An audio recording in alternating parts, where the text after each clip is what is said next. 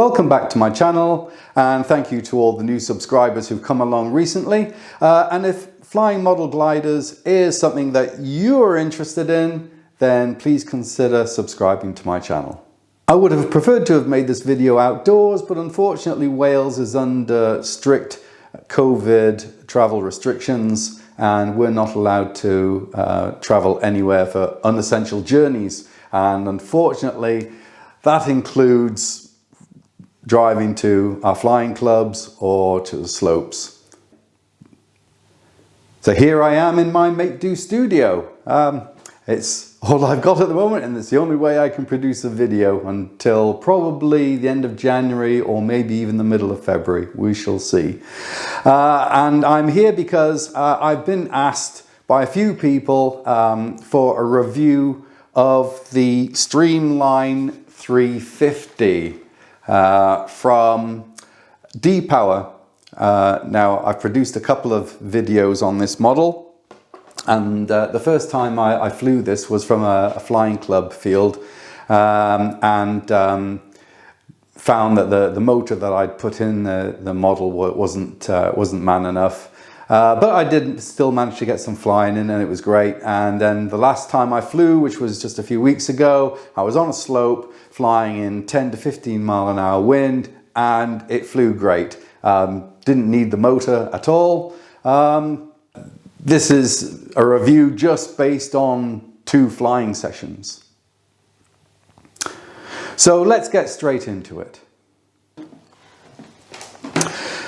So this is the fuselage. It's quite large, as you'd expect for a 3.5 meter glider. Comes with an all-flying tailplane, and it's a glass fiber fuselage.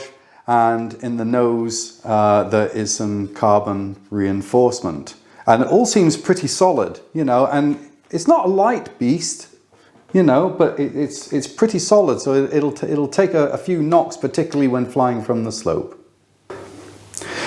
D-Power described this model as an ARF plus, almost ready to fly plus. The plus meaning that it's your usual almost ready to fly model, except that they also include the wiring for the servos. So when you receive this, you've already got the linkages in the fuselage for the rudder and for the elevator already installed. You just need to connect them up to the elevator and rudder itself. No servos come with this. You have to purchase these separately, but then the wires for the ailerons and the flaps are already installed into the wings, and in the root of the model, it's got the multiplex plugs to just connect straight to the model, and the wing also has that. And you can see from here, on there you can see the multiplex plug on the end of that wing, and that just plugs straight into the fuselage. The other thing with these is they also use the multiplex wing locking system, which is great. It's a really solid fit. You push these together, you can hear a good old clunk when you push this into the fuselage, or in fact on the other side you can see for where the wingtip fits. This is a 4-panel wing. It's 3.5 meters long. It's a foam core wing with an Abechi veneer and then covered in genuine Aura cover, and it's very good. It's a very good job. It's very solid, very solid wing, quite weighty, and in fact when the model is fully made up, it weighs about 3.6 kilos without the battery, so it's quite a lump. And I was a bit concerned about this when I first flew it. I was expecting it to be a bit lighter, but in actual fact, it flies very well for the weight. So As I've said, on one end of the wing, you have the multiplex connector, but going to the tip, it just has a standard servo type connector. And when you fitted the servos into the wing, the wire can be a bit long. There isn't enough room in the channel in the wing to stuff the cable inside, so I've had to cut my wires down a little bit. The other thing that I found with this wing, you have a metal wing joiner. If I can put that there, you can see that metal wing joiner. And I managed to get this in okay, but I can't get it out.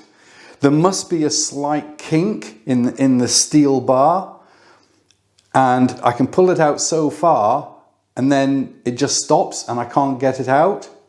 Now ideally, I'd like to replace this steel bar with a carbon one, but I'm just a bit frightened of doing some damage if I try too hard to pull it out. I have tried quite hard actually to pull it out, and I can't get the thing out. So if anybody has got any tips on how I can get that out, then please drop them in the comments below, because they are quite heavy and there would be quite a weight saving. You have another one, a smaller one, which fits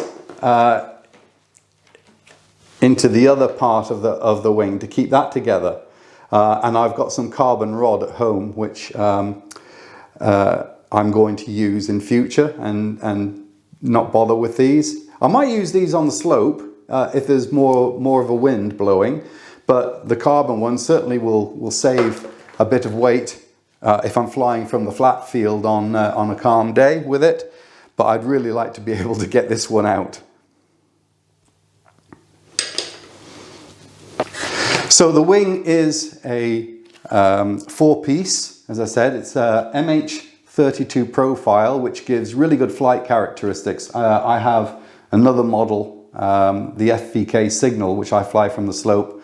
That has MH32 profile, and that's very good. The flaps are also hinged on the top, so you get the flaps are pretty big, and you get an enormous amount of deflection, as you can see from there. So that's really going to help you stop. So D-Power do not supply these directly to customers. They only supply to retailers. I know this because I contacted them about it. The recommended retail price is 499 euros, which actually I think is pretty reasonable compared to other similar models. I know I was looking also at the Robbie Kalima, and that was much more expensive. But it's not a bad price. Now, the D-Power supply to lots and lots of retailers across Europe. I'm not sure about the UK. I ended up buying mine from Hollein in Germany, and I've dealt with Hollein before. I've had a couple of their own CNC balsa gliders in the past. I've got one of them now, and I've bought goods from them, and they're very good. They dispatch the same day, and they've arrived pretty quickly with DHL. Things may be a little different now. We know that some companies like Banggood and Lindiger are not supplying to the UK due to current restrictions since Britain left the European Union. So you might have to contact various suppliers to find one who will actually supply to the UK. If you're not in the UK and you're in Europe and you're watching this, absolutely brilliant. Yeah, go out and get one of these. It's a really nice model. And I'm hoping to be able to get out in the early spring sort of February at the earliest. I know we'll still be in winter really in February, but get out in February at least and be able to try and fly this either from the slope or the field, and certainly from March when the weather begins to improve. And we get some spring-like weather, which will be really nice, because at the moment it's quite cold and chilly, and yeah, I just want to stay inside in the warm anyway, even though we can't go out. So that's about all I have to say about this model. If there's anything else that you want to know, then please leave a comment below. And we hope to see you very soon. In the meantime, stay safe, and if you're able to, happy flying.